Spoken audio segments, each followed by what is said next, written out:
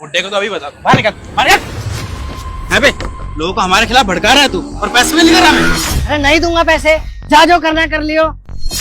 पैसे मांगने आ जाता है। अरे बहुत हो गई तुम दोनों की गुंडागर्दी। अब मैं तो क्या, तुम्हें यहाँ कोई दुकानदार पैसे नहीं देगा।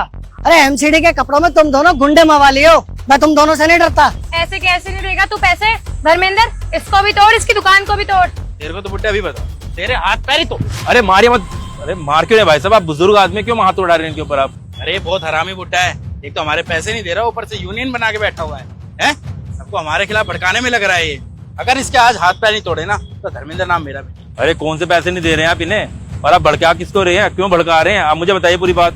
अरे गुंडागर्दी कर रहे हैं साहब, यहाँ दुकान लगाने के पैसे मांगने आ जाते हैं और कहते हैं एमसीडी वाले। अरे इनके कपड़े देखिए आप, कहीं से लगते हैं एमसीडी वाले, ये गुंडे मवाली है, ये खामा का गरीब को परेशान कर रहे हैं। अरे ये तो गलत बात है ना भाई साहब, जब सरकार ने इनके लिए जगह अलॉट कर रखी है, दिन के 200-400-500 रुपए कमा रहे हैं, अपनी रोजी रोटी चला रहे हैं, तो आप क्यों परेशान कर रहे हैं इन्हें? आपका तो हक ही नहीं बनता एमसीडी वालों का इनसे पैसा मांगने का या मारपीट करने का। आप ये लीगल काम कर रहे हैं, क्यों डरा रहे हैं इन्हें आप? तो भाई तू पहले मेरी पास, यहाँ पर जो भी दुकान लगाएगा ना अपना ठिया, वो हमें पैसे देगा। पैसे हम उससे लेंगे, चाहे कानूनी तौर से या गैर कानूनी तौर से। पर ये बुड्ढा इतना हरामी है, तो खुद पैसे नहीं दे रहा है, ऊपर से जो लोग पैसे दे रहे हैं हमें आगे ठिए के पैसे, उनको ही भड़का रहा है। अगर इस बुड्ढे ने आज पैसे नहीं दिए ना तो इस बोने को इतनी मार लगाऊंगा, भूल जाएगा ये दुकान लगाना। अरे मारना है ना मुझे, मार ले, तोड़ दे मेरे हाथ पैर, लेकिन एक बात याद रखियो, पैसे तुझे नहीं दूंगा और ना किसी को देने दूंगा। इसको छोड़ धर्मेंद्र, तू मार इसको। सही कह रही है तू, क्या ही पिटाई लायक। अरे मारिए मत भाई साहब, आपको कह रहा हूँ ना, हाथ मत उठाइए आप इनके ऊपर। आपको पैसे चाहिए ना, इनसे भी दिलवाऊंगा, और जितने भी दुकानदार है ना सबसे पैसे दिलवा दूंगा। आप चिंता मत कीजिए, शाम तक का टाइम दे दीजिए बस। शाम तक का टाइम है, अगर शाम तक पैसे नहीं मिले तो हाथ पैर तोड़ दूंगा, और एक बार तोड़ भी चुका हूँ, किसी को याद है ना? इसकी हड्डियां भी तोड़ देंगे। अरे जाओ जाओ, नहीं डरता तुमसे और नहीं दूंगा पैसे। अरे अंकल, आप क्यों इतना गुस्सा कर रहे हैं? ऐसे एक चीज बोलूं, आप गरीब आदमी हैं, कमाइए खाइए, ऐसे गुंडा मवालियों के ना मुंह लगने की कोई जरूरत नहीं है। आपकी दुकान है, दुकान चलेगी, क्यों इनसे उलझ रहे हैं आप? अरे साहब जी, मैं नहीं दूंगा पैसे, और मैं डरने वाला नहीं हूँ। मैं पहले पैसे देता था इन्हें, क्योंकि यहाँ पे मेरा बेटा लगाता था दुकान। अरे इन्होंने उसके हाथ पैर तोड़ दिए। अब आप ही बताओ, मेरे बच्चे के हाथ पैर तोड़ दिए और मैं पैसे दूं? अब नहीं दूंगा, चाहे मुझे जान से मार दे। क्या इन्होंने हाथ पैर तोड़ दिया आपके बेटे के? ये तो बहुत गलत किया इन लोगों ने, ऐसा नहीं करना चाहिए। अरे इंसान मेहनत करके कमा रहा है, किसी के जेब से थोड़ी पैसा निकाल के खा रहा है। अगर मेहनत कर रहा है इंसान तो उसके साथ ऐसा अत्याचार करने की क्या जरूरत थी? बहुत गलत किया इन्होंने अंकल जी ये चीज। बाकी मैं ये कहूंगा कि मैं आपके बेटे और आपसे मिलना चाहता हूँ, मैं आपको मिलने के लिए बुलाऊंगा, आप मिलेंगे मुझसे? ठीक है साहब। चलिए ठीक है, आप दुकानदारी कीजिए, मैं मिलता हूँ फिर आपसे। इतना टाइम क्यों लग रहा है यार? पता नहीं, अभी अंदर शायद मीटिंग में है डीएम सर।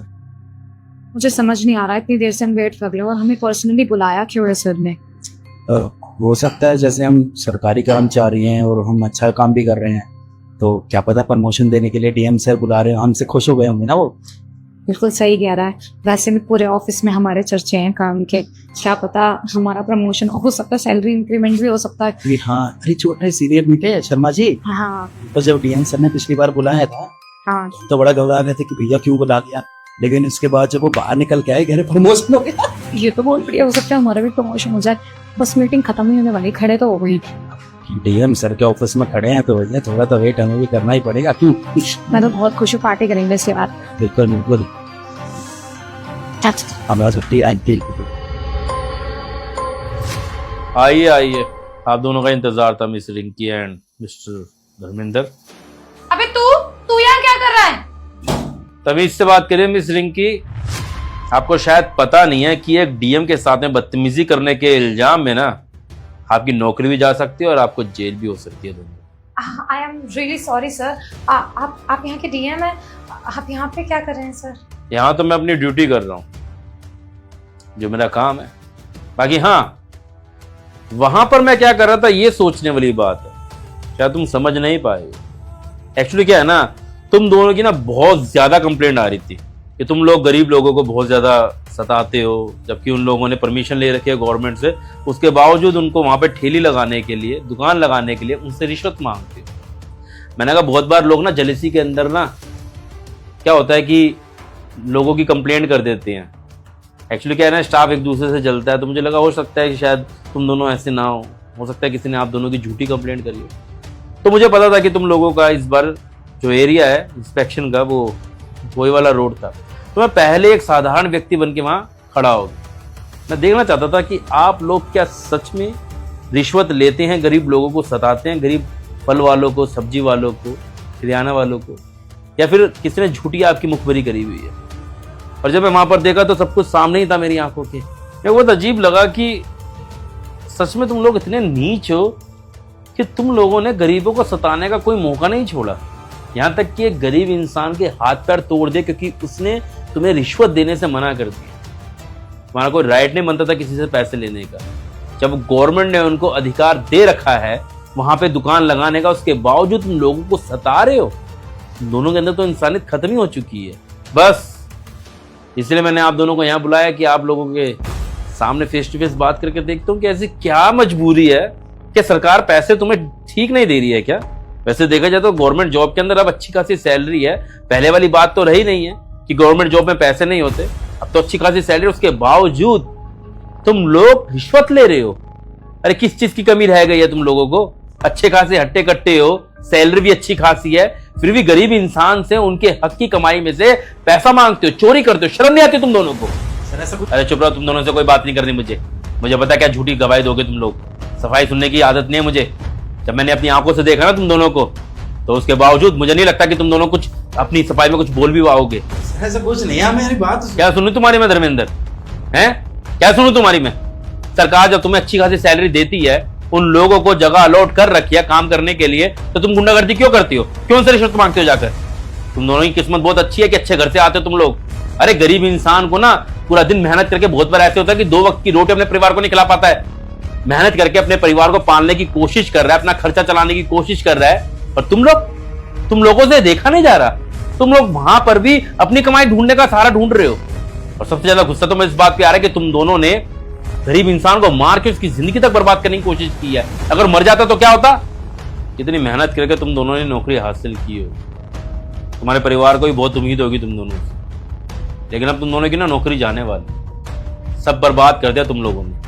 अब एक बात बताओ, जब कोई इंसान, मैं डीएम बना हूं, मैंने ही मेहनत करी है, तुम लोगों ने ही मेहनत करी है, अब कोई मेरे पास में कंप्लेंट लेके आया, अगर मैं उनकी कंप्लेंट सुनी ना तो फिर क्या फायदा इस पोस्ट का? पता ना सरकार में ये पोस्ट किस लिए दी जाती है? इंसाफ करने के लिए। जब मैं खुद ही इंसाफ नहीं करूंगा तो मेरे से बड़ा बेईमान होगा कौन? जब आप दोनों को एक पद मिला है ना, तो उस पद की गरिमा को भी समझने की जरूरत है। जानते क्या होता है कि एक बार सरकारी नौकरी लग जाती है ना, इंसान सोचता है उसके बाद तो कोई उसका कुछ उखाड़ ही नहीं सकता, उसकी नौकरी जैसे जा ही नहीं सकती है। लेकिन मैं आपको गारंटी देता हूं, आप दोनों की नौकरी मैं छीन के दिखाऊंगा कि आप दोनों के ऐसे कर्म है कि आप डिजर्व नहीं करते इस पोजीशन के ऊपर, और तो और सजा भी दिलवाऊंगा तुम दोनों को।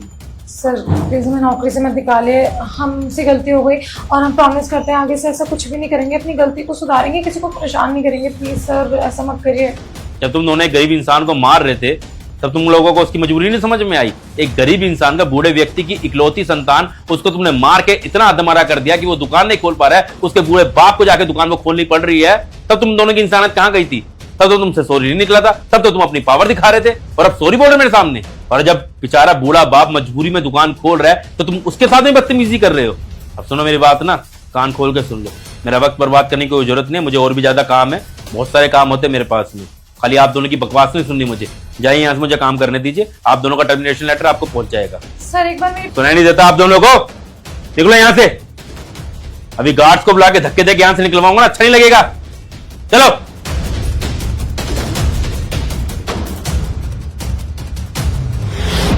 हाय गाइस, कैसी लगी आपको वीडियो? उम्मीद करता हूँ वीडियो अच्छी लगी होगी। बाकी ये कहेंगे कि आप लोगों ने देखा ही होगा कि भारत के अंदर ऐसी वीडियोस आती रहती है कि जहाँ पर रिश्वत लेते हुए लोगों की वीडियोस आती है या फिर गरीब इंसान को परेशान करते हैं। क्या आपके आसपास भी ऐसी घटना हुई है? जरूर बताना। बाकी अभी हम ये वीडियो हरियाणा में बैठ के बना रहे हैं, कहाँ बैठ के देख रहे हैं जरूर बताना। मिलते हैं वीडियो में। Bye bye, take care, love you, और वीडियो को शेयर जरूर करना।